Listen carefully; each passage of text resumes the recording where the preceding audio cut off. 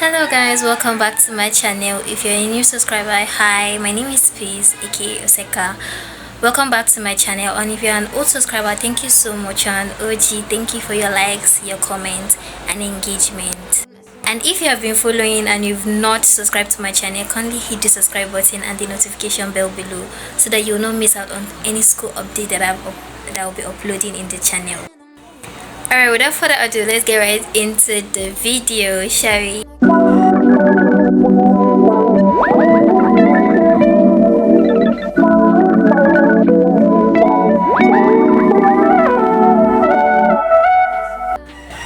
Okay, so in today's video we are going to be talking about accommodation fully. In my last video I talked about requirements and a little bit of accommodation, but I did not go in depth. So today I'll be going in depth in the hostel, the rules and regulations, the do's and don'ts, and also the off-kick hostel accommodation processing. So stick with me. So before I go into the video, I would like to share a very quick story of how I ran my accommodation, logistics and all of those things. Is it called logistics? I don't know, but yeah, how I was able to get an accommodation and what I went through. If you're an aspirant and you are planning to come to University of Abuja, just know that accommodation is actually a big deal here.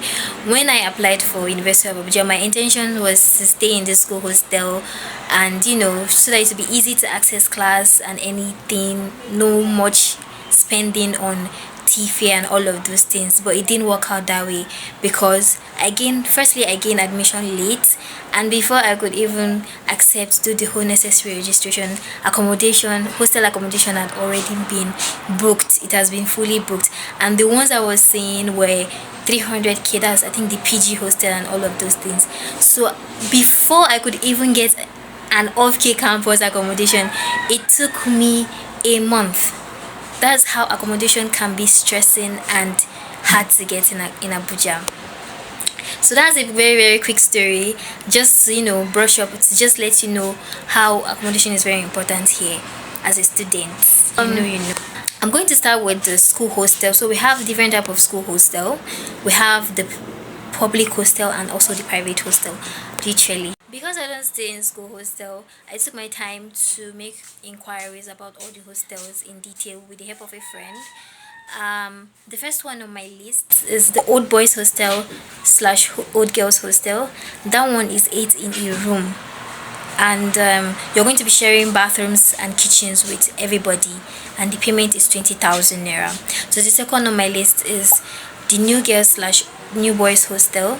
That one is 4 in a room. You'll be with 4 people in a room, I think, and then you'll be sharing bathrooms and kitchens too, and that one is ranging from 40,000 naira.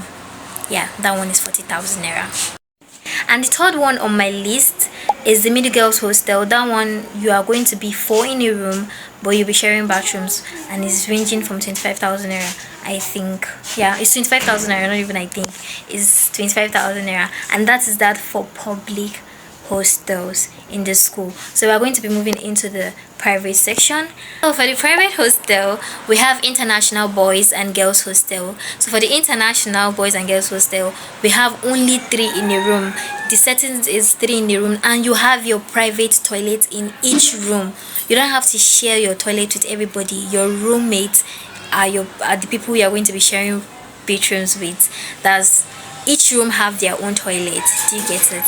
I'm sure you understand. For the kitchen and the laundry section, you are going to be sharing with everybody. That's for international hostel, and it ranges from 75,000 naira to 100,000 naira. I think the 75,000 naira is for Nigerian candidates, while 100,000 naira is for the foreign candidates. That is that about international hostel. So for the PG hostel, also known as postgraduate hostel, is ranging from 300k, and it's only 2 in a room for 300,000 naira. Just 2 people in a room. You have your kitchen and toilet, but it will be shared.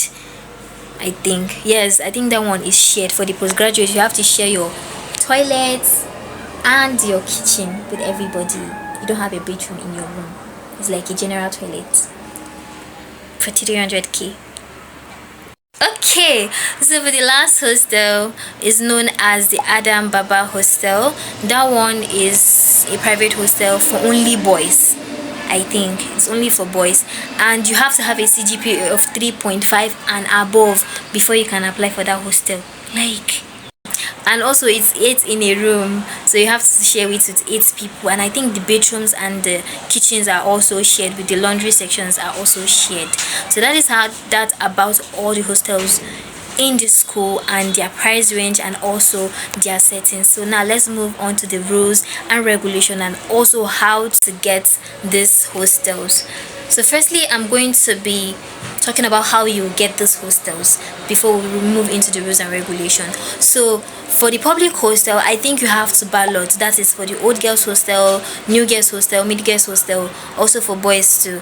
You have to ballot it online. So the portal they will tell you when the portal will be open for balloting, when you can ballot for hostels and all of those things. Then when the date is near, they will tell you, and then you go online, you ballot and pay for your hostel, and that's all. This one you will not know your roommate too. That's that about that. Then for private hostel, I think you have to go there in person to register. I think there are some people who they put in charge of those things. You go to the hostel, you tell them you want to register, and then you write down your name, you follow the necessary registration processing, and then you register, and then you move in. This one you have the right to choose your roommates. I think the right to choose where you want to stay and where you don't want to stay. That's the advantages of those private hostel. So that's about how you can make payments or apply for this hostel. So let's move into the rules and regulations, shall we? For the rules and regulations of the public hostel, I know that you are not supposed to bring gas. You're not supposed to use anything electric. You're not supposed to use it, just to avoid fire outbreak, because students can be very very reckless sometimes and nonchalant. So that's why they restrict the usage of gases and electric stoves in the public hostel. So what you use in the public hostel is stove, kerosene, as in kerosene stove. That's what you use. But some students can be coconut head and sneak in electric stoves, like electric heater, electric stove sometimes. But if you get caught, you'll be fined. If possible, say, I'm sure they will suspend you or something. I don't know, but I know that you'll be fined definitely, and then that thing will be seized. So you don't want to get into trouble with those officials. So please be guided. That's number one rule you need to know in your head.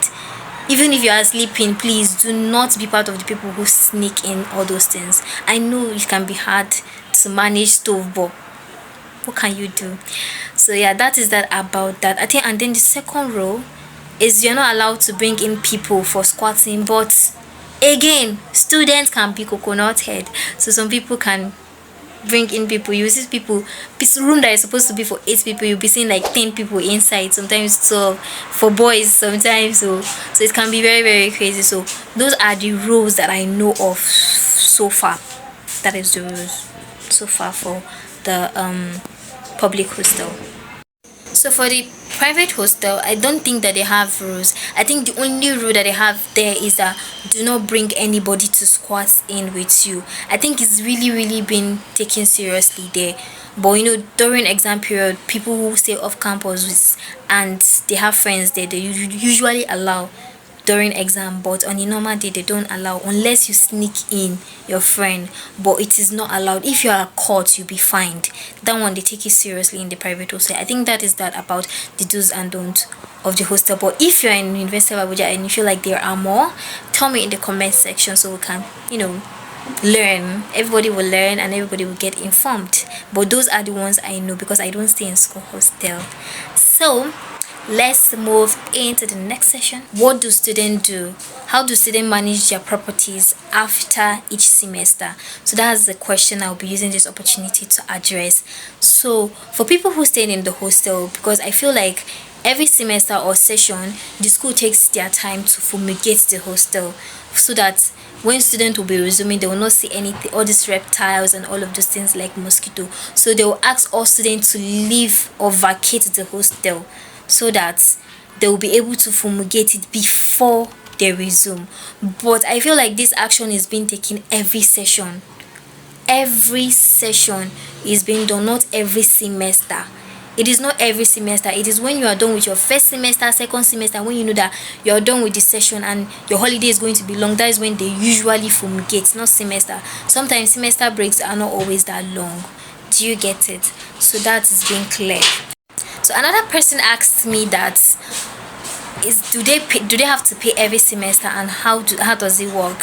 So how it works is, if you pay for hostel this session, you're supposed to stay first semester, second semester before your payment expires. That's the word I will use.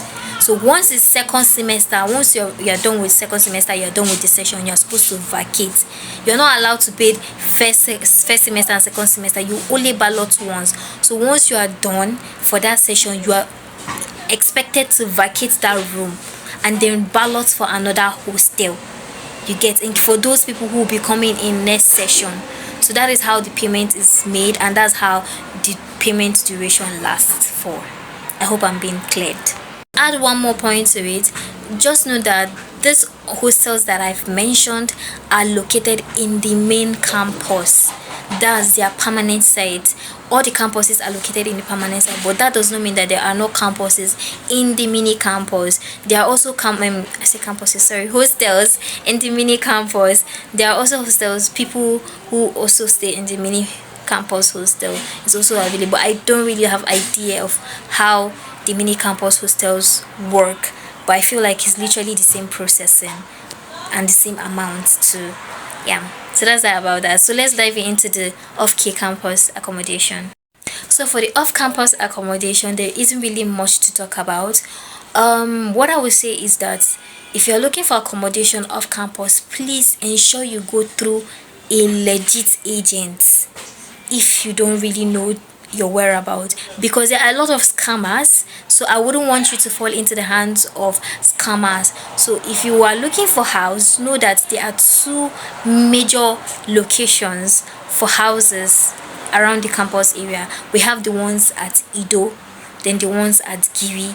Now Giri is, in different what's it called, segments. I don't know if it's called segment I should use in this at this point. So we have Giri New Site, we have Giri Junction, we have Giri Gauta, we have Giri Hospital Road, etc like that. So their houses, those are the places you can find students. And then we have Ido. I don't really know much about Ido because I stay in Giri. I stay in Giri Gauta.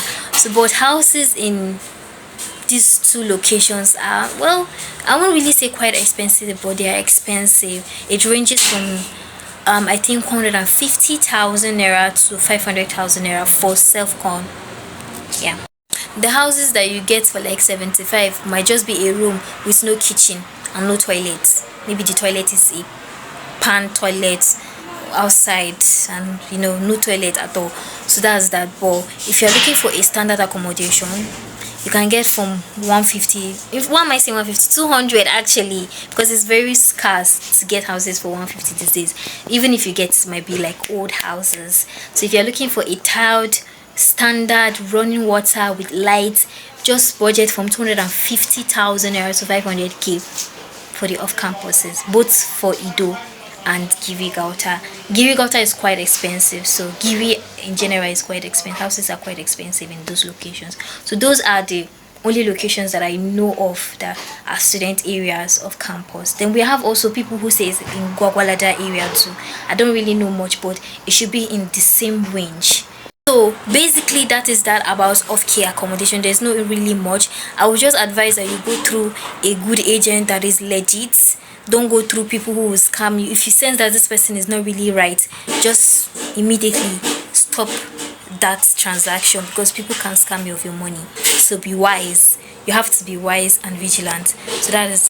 So to add up to the point of off-care accommodation, please, you know how insecurity is in Nigeria. The security in the school hostel is not the same as that of the off-care campus. Literally, if you're staying off-care campus, you're literally on your own, and you know how security can be. So please, as a fresher, if you are coming, please be on a low, because I'm not saying that there are a lot of cases of insecurities here and there.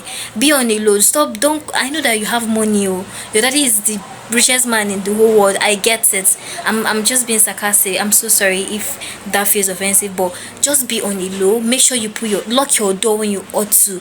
Do not work late at night.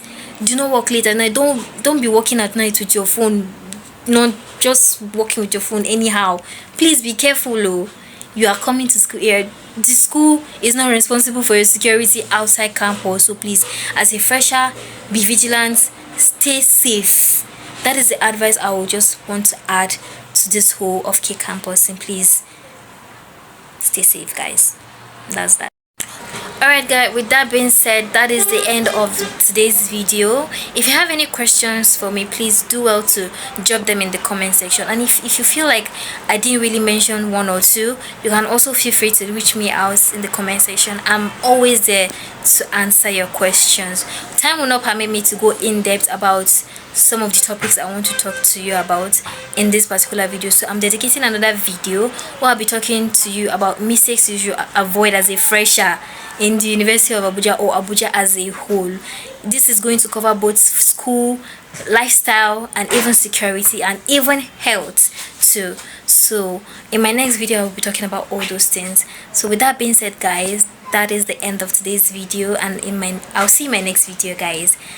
Please, if you've not subscribed to my channel at this point, please do so, because you would not want to miss the updates I'll be dropping in this channel. And until my next video, bye. I love you. Stay safe. Stay safe. Bye.